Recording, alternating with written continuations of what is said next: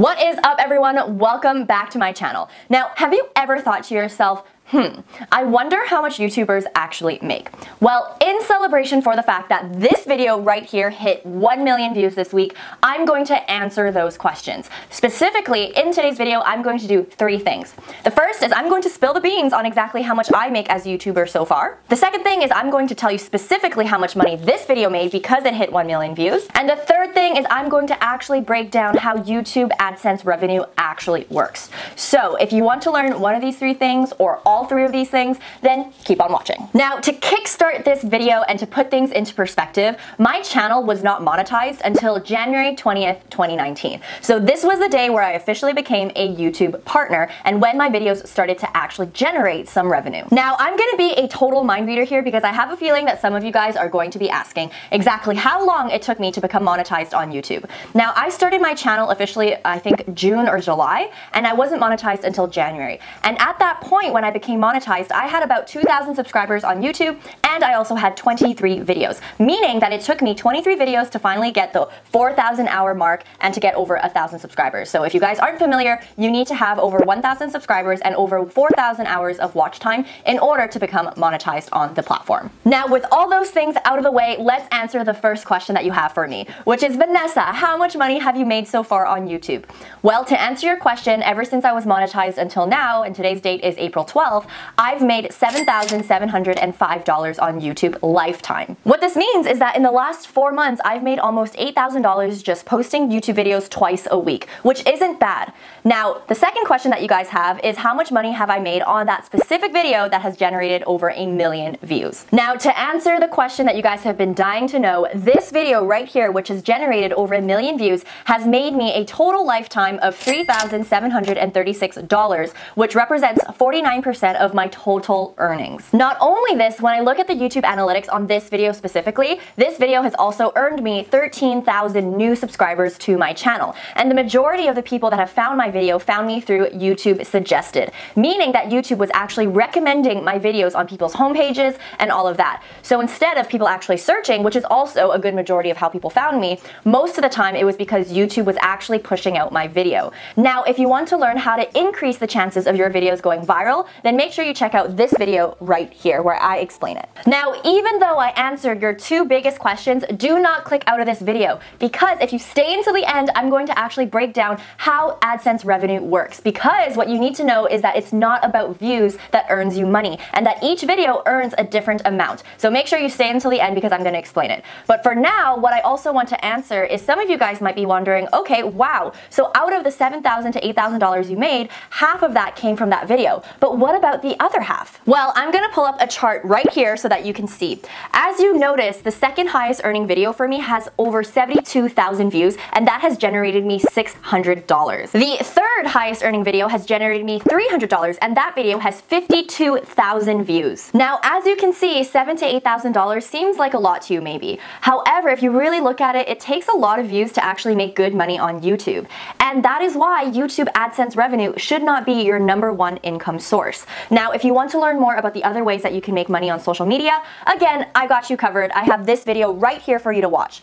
For now, let's actually talk about AdSense revenue and how it really works. Now, since I know some of you might be curious, I'm going to drop a screenshot right here to show you the rest of my videos. Now, obviously, this isn't all my videos, but I think this screenshot is pretty interesting. As you can see, for a lot of these videos, I've made less than $50, but the views is well over 1,000 at least. So I hope this really shows you guys that YouTube AdSense is really great for side cash, but it should not be your main vehicle on how to make money. But wait, here's the super interesting thing that I saw when I was looking at my data. You'll notice that there's some videos that actually have more views that make less than other videos that have less views. This is why I really want to talk to you guys about exactly how YouTube AdSense revenue works. Because at the end of the day, yes, having views help, but it's not just about the views. What really determines how much money you make on YouTube is dependent on the advertiser. So these are the big businesses or small businesses that are willing to pay money to put ads into your video. They determine how much to pay you, and that's going to be how much you end up making. Now, the one metric that I want to teach you guys is called CPM, which is cost per mile. Now, what CPM essentially means in, the most plain English is that it is what the advertiser is willing to pay per every 1,000 impression that you generate on the actual advertisement. And in order for it to qualify as an impression, you need to be able to have your audience watch that ad for over 30 seconds at least. Now, because I'm a YouTube partner, I'm actually not allowed to tell you guys what my average CPM is. But let's just say, as an example, a company is willing to pay $10 CPM in order to put their ads in my video. That means that for every 1,000 impressions, that's over 30 seconds that I generate for them in that ad, I get $10. So if I get 2,000 impressions, I get $20, 3,000 impressions, that's $30, and so on and so forth. So this is how it works in terms of AdSense revenue. But here is the catch.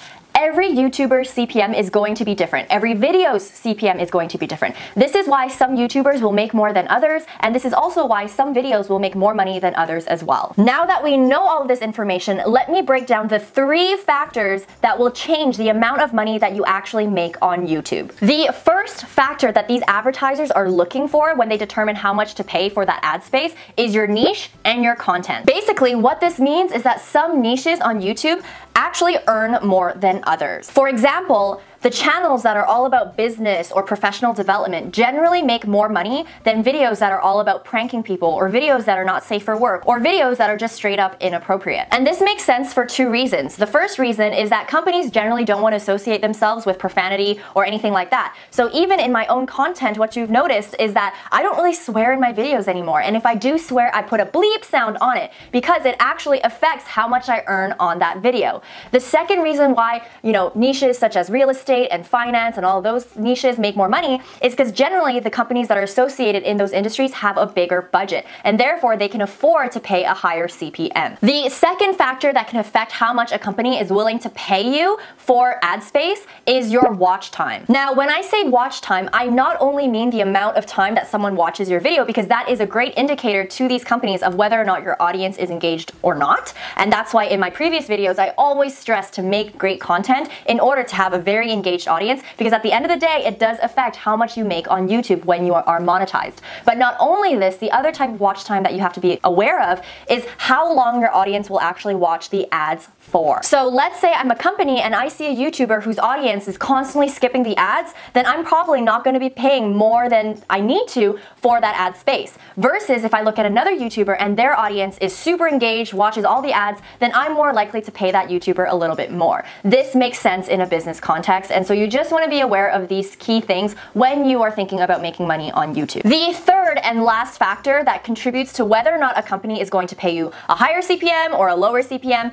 is your location, demographic, and language. Now, obviously, businesses want to make sure that their efforts and their investment is super targeted. When businesses choose to do ads, they're specifically trying to target a certain type of audience. So it does not make sense for an American company that is English speaking to buy ad space from a YouTuber who's from China and who has the majority of their audience speaking Chinese. It just doesn't make sense. That's why if you are someone that is super strategic and you want to make and maximize the amount of money that an advertiser pays you for ad space, then really think about the language that you're speaking in your channel. Really ask yourself what type of companies are going to be willing to pay more, and are they English speaking or are they Spanish speaking, and what locations are they in. Now, a lot of these things are really out of the YouTuber's control. I know that this video sounds like I know everything, but I really don't.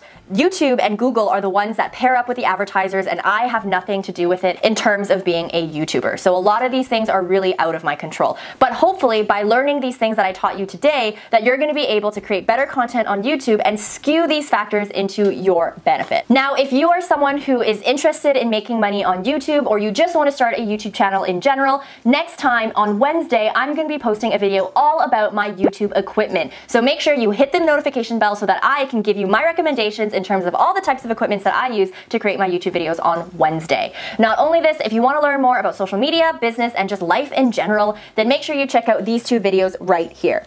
As always, guys, I appreciate you. I hope you guys have a great day, a great week, and a great life, and I'll see you in the next one. Bye, guys.